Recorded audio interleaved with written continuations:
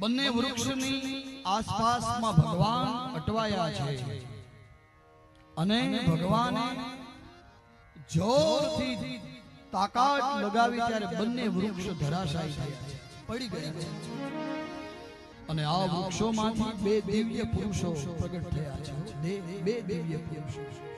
અને પ્રિય ભાગવત એવું કહે છે કે આ બંને યક્ષરાજ કુબેરના બે પુત્રો હતા, નલ કુબર અને મણિગ્રીવ.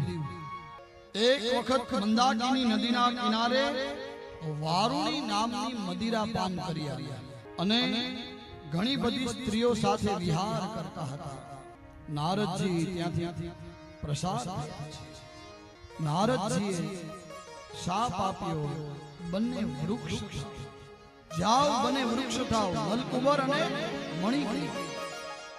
નારદજીની જ્યારે ક્ષમા માંગી નલ કુબર મણિગ્રીવ બંને, ત્યારે નારદજીએ કીધું કે દેવતાઓના 100 વર્ષ એ સમયે ભગવાન કૃષ્ણનું તમને સાનિધ્ય પ્રાપ્ત થશે અને તમે તમારા લોકમાં જશો.